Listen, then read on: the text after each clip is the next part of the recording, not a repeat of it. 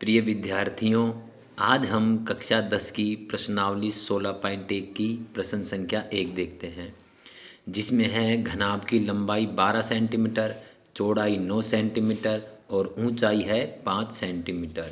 तो हमें घनाभ का संपूर्ण पृष्ठीय क्षेत्रफल ज्ञात करना है और संपूर्ण पृष्ठीय क्षेत्रफल का सूत्र होता है 2 ब्रैकेट लंबाई गुणा चौड़ाई प्लस चौड़ाई गुणा ऊंचाई प्लस ऊंचाई गुणा लंबाई।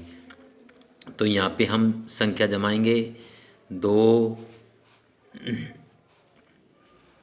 ब्रैकेट लंबाई हमारी है 12 गुणा चौड़ाई है हमारी 9 प्लस चौड़ाई है हमारी 9 और ऊंचाई है हमारी 5। ठीक है, फिर है लंबाई गुणा चौड़ाई प्लस चौड़ाई गुणा ऊंचाई प्लस ऊंचाई 5 गुणा लंबाई 12। इस प्रकार आप संख्या जमाओगे बराबर 2 ब्रैकेट। सबसे पहले हम 12 गुणा 9 करेंगे तो 12 नाम 108 प्लस का चिन्ह लगाना है। 9 गुणा 5 करेंगे तो 5 नाम 45 राइट।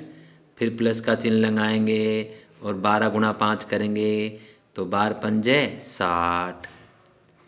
अब हमें करना क्या है कि हमें इन सबको जोड़ना है 108, 45 और 60।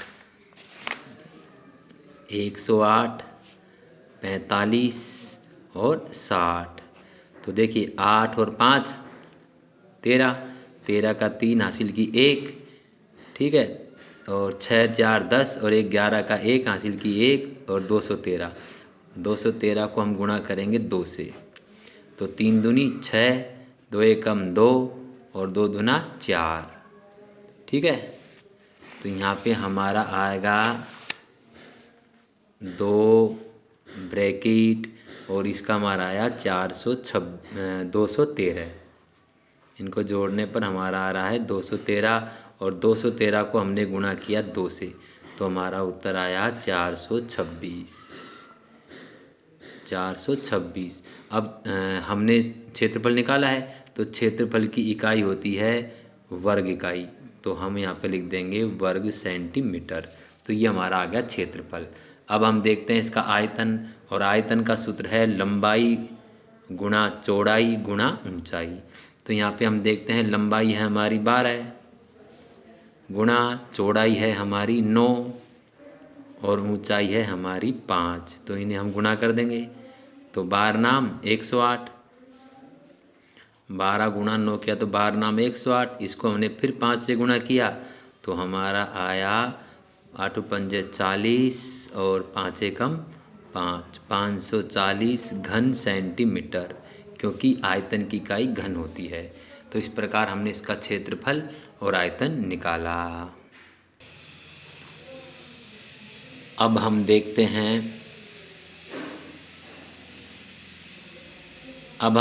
हैं इसकी प्रश्न संख्या 2। 3 घनों की भुजाएं क्रमशः 8 सेमी, 6 सेमी व 1 सेमी है। ठीक है, और प्रश्न में कहा गया है कि इन तीनों घनों को पिघलाकर एक नया घन बनाया गया है। तो हमें इस नए घन का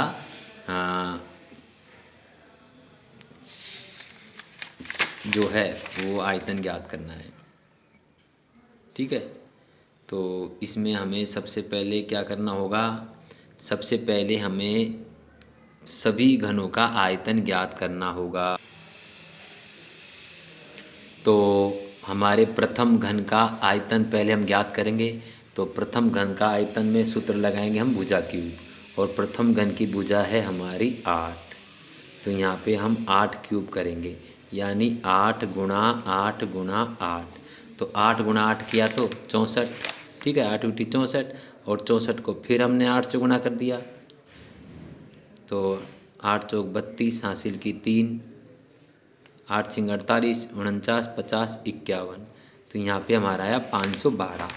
तो ये हमारा आ जाएगा 512 घन सेमी।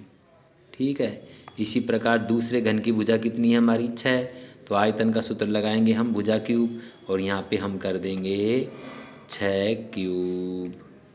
भुजा 6 है ना, तो इसकी हम करेंगे 6 क्यूब। तो 6 गुणा 6 3 बार करेंगे, तो 6×6 = 36, और 36 को हमने फिर गुणा किया 6 से, तो ये आया हमारा 6×6 = 36, हासिल की 3, 6×3 = 18, 19 20 21 216। तो यहाँ पे हमारा दूसरे घन का आयतन आ गया 216 घन सेमी। ठीक है, ये 216 घन सेमी हमारा आ गया। फिर हम ज्ञात करते हैं तीसरे घन का। तो तीसरे घन का आयतन ज्ञात करने के लिए हमारे पास तीसरे घन की भुजा क्या आएगी, तीसरे घन की भुजा दे रखी है 1, तो 1 क्यूब करेंगे तो तीसरे घन का आयतन हमारा 1×1 करने पर 1 घन सेमी आ जाएगा। ठीक है, अब हम तीनों घनों के आयतनों को जोड़ देते हैं, तीनों घनों का कुल आयतन। तो हमारे पास यहाँ प्रथम घन का आयतन कितना आया, 512 प्लस दूसरे घन का आयतन हमारे पास कितना आ रहा है, दूसरे घन का आ रहा है 216, और प्लस तीसरे घन का हमारे पास आयतन आ रहा है 1। इन्हें हम जोड़ेंगे तो तीनों घनों का हमारे पास कुल आयतन होगा 512, 216 और 1। तो 6 7 8 और 1 9, 1 और 1 2, 5 और 2 7, 729। तो हमारे पास तीनों घनों का कुल आयतन आ जाएगा 729 घन सेंटीमीटर। अब इन तीनों घनों को पिघलाकर एक नया घन बनाया गया है, अतः हमारा जो नया घन बनेगा उसका आयतन भी यही होगा, 729 घन सेमी।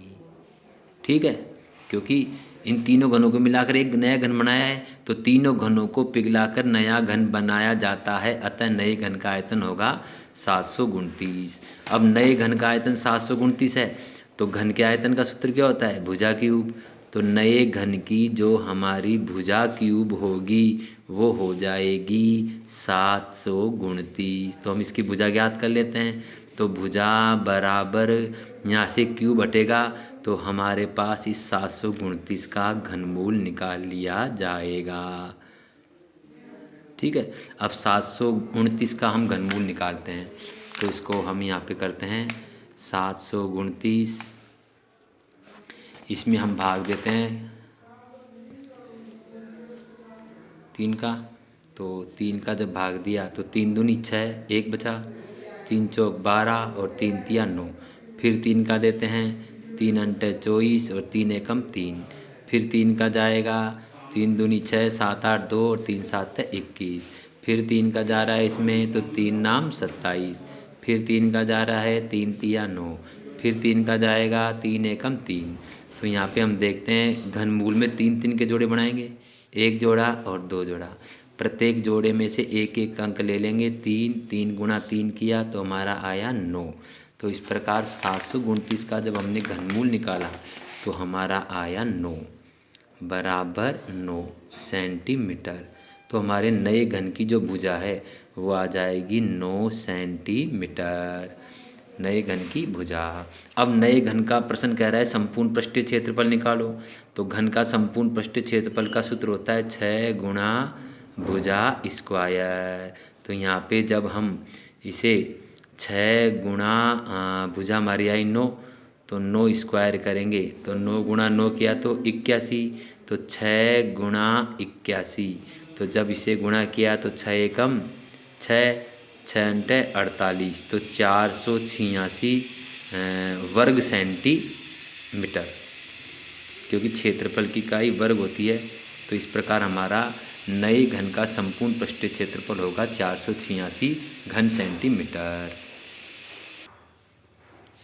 अब हम देखते हैं प्रश्न संख्या 3, जिसमें है एक संदूक की लंबाई 50 सेमी, चौड़ाई 36 सेमी, ऊंचाई 25 सेमी है। लंबाई 50 सेमी, चौड़ाई 36 सेमी, ऊंचाई 25 सेमी है। तो प्रश्न कह रहा है इसका कवर बनाना है, तो कवर बनाने में हमें कितना कपड़ा चाहिए। तो कवर बनाने में आवश्यक कपड़े का क्षेत्रफल जो होगा वो संदूक के संपूर्ण पृष्ठीय क्षेत्रफल के बराबर होगा। यानी हमें यहाँ पे संदूक का संपूर्ण पृष्ठीय क्षेत्रफल ज्ञात करना है। अब चूंकि संदूक में लंबाई चौड़ाई ऊंचाई अलग अलग है तो इसका मतलब ये घनाभ है, तो घनाभ का संपूर्ण पृष्ठीय क्षेत्रफल का सूत्र यहाँ काम आएगा, जो इस प्रकार है, बराबर 2 ब्रैकेट लंबाई गुणा चौड़ाई प्लस चौड़ाई गुणा ऊंचाई प्लस ऊंचाई गुणा लंबाई। तो यहाँ पे हम संख्या जमाते हैं, बराबर 2 ब्रैकेट लंबाई यहाँ पे हमारी है 50 गुणा चौड़ाई हमारे पास दे रखी है यहाँ पे 36 प्लस चौड़ाई है 36 गुणा और ऊंचाई दे रखी है हमारे पास 25, ठीक है, प्लस ऊंचाई है 25 गुणा और लंबाई है हमारी यहाँ पे 50। तो इस प्रकार हम इसे हल कर देंगे। तो बराबर 2 ब्रैकेट, अब हम सबसे पहले इसे गुणा करेंगे 50 गुणा 36। तो देखिए 6 को 5 से करें 6 पंजे 30, 30 का 0 हासिल की 3, 5 3 15, 15 16 17 18, 180 और एक 0 लगा देंगे हम 1800 प्लस अब हमने किया 36 गुणा 25। तो 25 का भाड़ हम 6 बार बोलेंगे, 25 6 150 हासिल की 15, 25 75 और 15 90। तो ये आ गए हमारे 900। फिर है प्लस, फिर 25 गुणा 50 किया, 25 5 125 और एक 0 लगा दिया, तो ये हो गया हमारे 1250। अब हमें इन सबको जोड़ना है और इनको 2 से गुणा करना है। तो इसे हम जोड़ेंगे तो देखिए हमारे पास 1800 900 1250, 1800 900 और एक है हमारे पास 1250। तो 0 का 0, 5 का 5, 8 और 9 17, 18 19 का 9 हासिल की 1 2 3 3950। तो ये हमारे बनते हैं 3950 और इसे हम जब 2 से गुणा करेंगे तो 3950 गुणा 2 किया तो 0 5 दूनी 10 का 0 हासिल की 1 9 दूनी 18 1 19 का 9 हासिल की 1 3 दूनी 4 1 7 7900। तो यहाँ पे हमारा आ गया 7900 वर्ग सेंटीमीटर, ठीक है, सेंटीमीटर में नापे ना तो हमारा आ जाएगा वर्ग सेंटीमीटर। तो हमें यहाँ पे इस प्रश्न में जो कपड़ा चाहिए वो चाहिए हमें 7900 वर्ग सेंटीमीटर। अब हम देखते हैं प्रश्न संख्या 4। एक घन का प्रत्येक पृष्ठ 100 वर्ग सेंटीमीटर है और इसे आधार के समांतर काटकर 2 समान भागों में बांटा जाता है। तो प्रत्येक भाग का संपूर्ण पृष्ठीय क्षेत्रफल हमें ज्ञात करना है, ठीक है। तो देखिए एक घन का प्रत्येक पृष्ठ कितना है 100 वर्ग सेंटीमीटर प्रत्येक पृष्ठ, और घन का एक पृष्ठ का क्षेत्रफल का सूत्र क्या होता है, घन का एक पृष्ठ, घन के एक पृष्ठ का क्षेत्रफल का सूत्र होता है भुजा स्क्वायर। यह आपको मैंने कल वीडियो में जो सूत्र लिखाए थे उसमें बताए थे। तो यहाँ पे हमारी जो घन की भुजा स्क्वायर यानी जो भुजा स्क्वायर है इसका मतलब होता है एक पृष्ठ का क्षेत्रफल जो हमारे पास दे रखा है 100।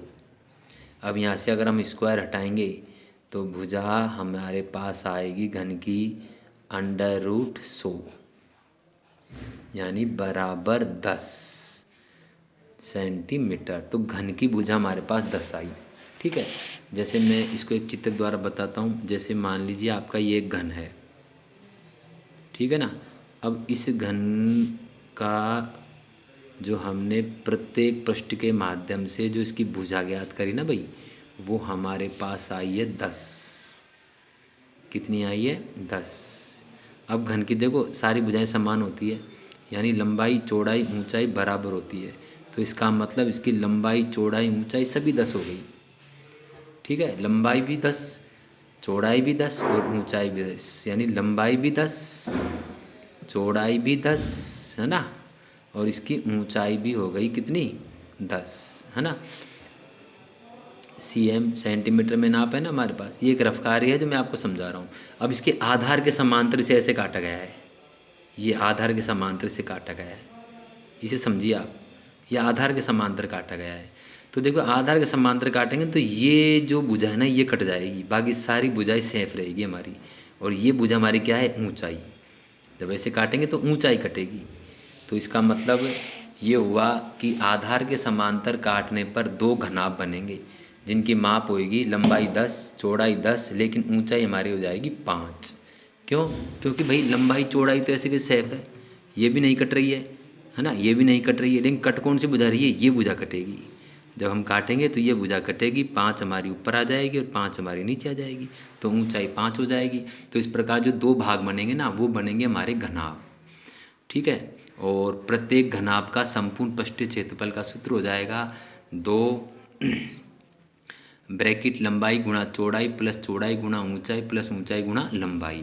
तो यहाँ पे जब हम इसे हल करेंगे तो इसे हम लिख देंगे बराबर 2 ब्रैकेट लंबाई हो जाएगी हमारी 10, लंबाई गुणा चौड़ाई भी हो जाएगी 10 प्लस चौड़ाई गुणा ऊंचाई। अब देखिए भाई गुणा ऊंचाई जो है ना भाई, ये ऊंचाई यहाँ 5 होएगी क्योंकि ऊंचाई कट गई ना ये, तो ऊंचाई हमारी हो जाएगी 5 सेंटीमीटर। क्यों? क्योंकि भाई आधार के समांतर जब काटेंगे तो ये ऊंचाई जो है ये कट जाएगी, 5 ऊपर 5 नीचे, तो ऊंचाई हमारी हो जाएगी 5। लंबाई गुणा चौड़ाई प्लस चौड़ाई गुणा ऊंचाई, 5 गुणा ऊंचाई 5 गुणा लंबाई 10। तो ये जो हमारा प्रत्येक घनाभ बनेगा ना उसका पृष्ठीय क्षेत्रफल आ जाएगा, संपूर्ण पृष्ठीय क्षेत्रफल। तो 2 ब्रैकेट 10 को 10 से गुणा किया तो 100, 10 को 5 से गुणा किया तो 50, 10 पंजे 50 और 10 पंजे 50। तो यहाँ पे हम देखते हैं बराबर 2 ब्रैकेट 50 है 50, 100, 100 और 100 200। तो जब हम 200 को गुणा 2 से करेंगे तो हमारे पास आ जाएगा 400 वर्ग सेंटीमीटर। तो प्रत्येक भाग का जो संपूर्ण पृष्ठीय क्षेत्रफल होगा, अतः प्रत्येक भाग का संपूर्ण पृष्ठीय क्षेत्रफल जो होगा वो होगा हमारा 400 वर्ग सेंटीमीटर। तो इस प्रकार आप इन प्रश्नों को हल करने का अभ्यास करें। धन्यवाद।